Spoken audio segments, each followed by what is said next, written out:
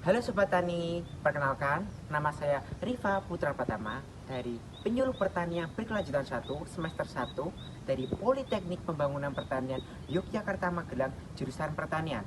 Nah, sebelum saya akan menjelaskan terkait dengan tujuan saya di sini, saya akan menjelaskan terkait dengan pemberdayaan lidah buaya. Namun sebelum itu, saya akan sedikit menjelaskan terkait pengaruh atau hal yang menyebabkan lidah buaya ini menguning. Nah, kali ini saya akan membedakan lidah buaya seger hijau dan menguning. Yang pertama tentunya kekurangan air atau dehidrasi. Memang tanaman ini dapat hidup di tempat atau cuaca panas yang menyengat. Hanya saja daun atau tanaman tetap membutuhkan pengairan. Yang kedua, sinar matahari yang terlalu banyak atau sedikit. Dapat dijelaskan di lidah buaya ini berwarna hijau, sinar mataharinya cukup. Namun dalam pertumbuhannya itu mengalami terhambat. Namun jika terlalu banyak tentunya akan menguning dan terbakar seperti video tersebut. Masih berhubungan poin yang pertama, penyiraman berlebih juga tidak baik. Mungkin kita beranggapan bahwa tanaman tumbuh besar dan nutrisi banyak. Itu salah. Tetapi penyiraman berlebih juga menyebabkan akar tanaman membusuk.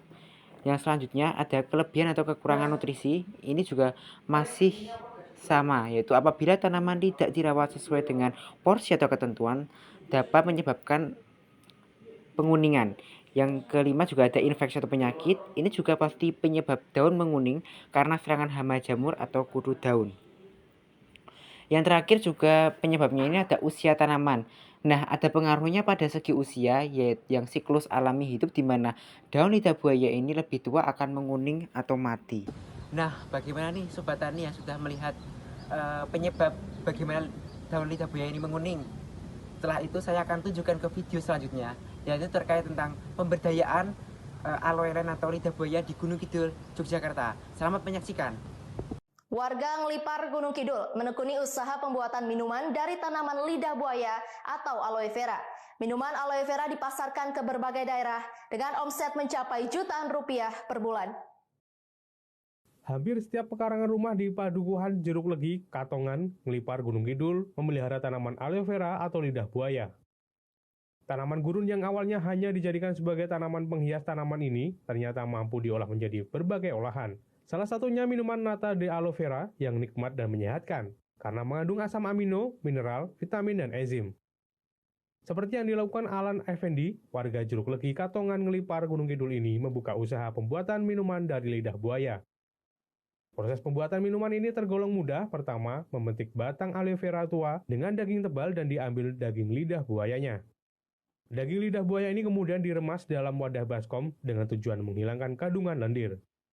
Lidah buaya remasan ini kemudian dicuci dan dimasukkan dalam wadah tertutup serta ditambahkan air dan asam sitrat secukupnya. Asam sitrat ini berguna untuk menetralisir rasa gatal serta membuat kenyal daging lidah buaya.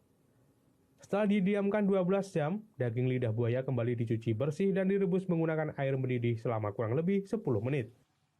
Setelah dingin, lidah buaya kemudian dimasukkan ke dalam kemasan dengan ditambahkan air yang sudah berperasa. Perajin mampu memproduksi 7.500 kemasan minuman aloe vera dengan harga jual kemasan cup Rp3.000 dan kemasan botol Rp10.000. Vera ini adalah komoditas yang cukup menjanjikan. Pertama, ini adalah komoditas yang jarang orang untuk terjun dibudidayakan. Lalu berikutnya, karena aloe vera memiliki kandungan yang sangat banyak untuk kesehatan, dan berikutnya diserap oleh 4 industri besar sekaligus. Jadi ada farmasi obat-obatan, kosmetik, lalu ada penggunaannya untuk pupuk organik cair, dan terakhir untuk kuliner. Makanya saya sangat tertarik sekali. Nah, kalau untuk saat ini alhamdulillah masa simpan minuman sudah bisa bertahan sampai 4 bulan. Jadi kita sudah bisa titip ke retail besar atau oleh besar di seputaran DIY dan juga Jawa Tengah. Sementara itu, omset atau pendapatan usaha pembuatan minuman dari lidah buaya ini mencapai Rp20 juta hingga Rp40 juta per minggu. Para pembeli atau pemesan minuman ini beragam, mulai dari Yogyakarta hingga luar kota di Jabodetabek hingga Jawa Tengah. Dari Gunung Kidul, Kismaya Wibowo, iNews melaporkan.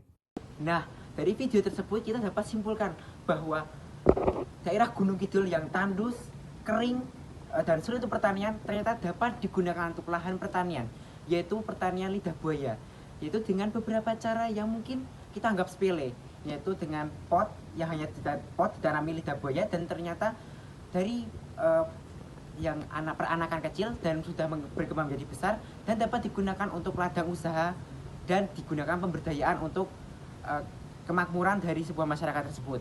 Demikian video penyuluh singkat yang dapat saya jelaskan. Kurang lebihnya mohon maaf. Wassalamualaikum warahmatullahi wabarakatuh.